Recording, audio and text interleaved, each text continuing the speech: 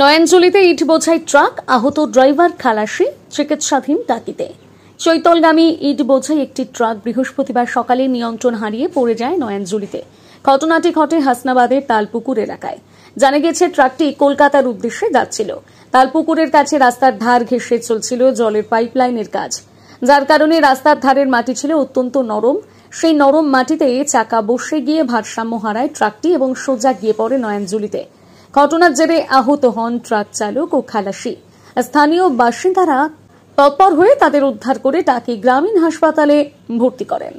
এলাকাবাসীদের অভিযোগ, পাইপলাইনের কাজ চললেও রাস্তার পাশে কোনো সতর্কতা বা সুরক্ষা ব্যবস্থা ছিল না, যার ফলে দুর্ঘটনাটি ঘটেছে। ঘটনার পর এলাকায় চাঞ্চল্য ছড়িয়ে পড়ে।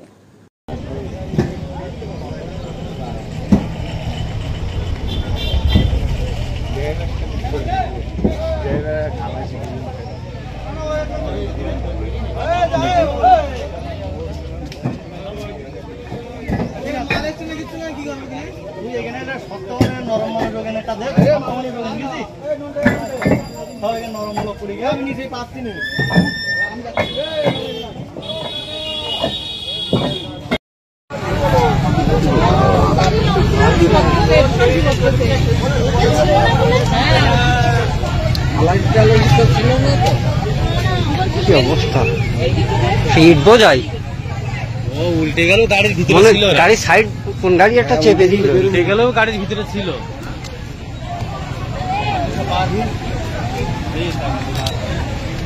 ইস,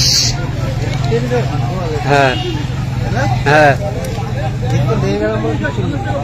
হ্যাঁ,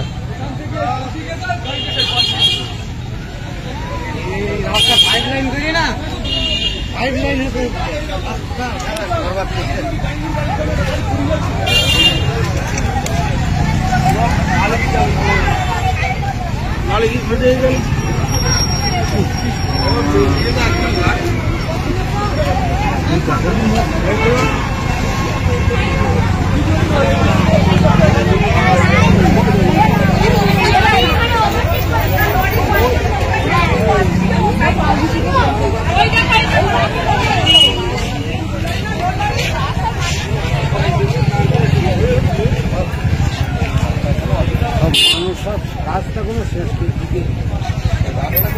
সাইডে লেবেলে পড়ে গেছে।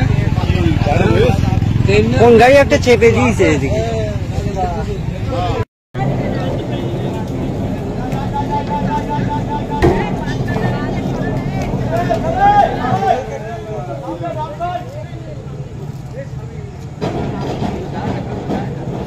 ওর কি ক্ষমতা, তাহলে চিন্তা কর।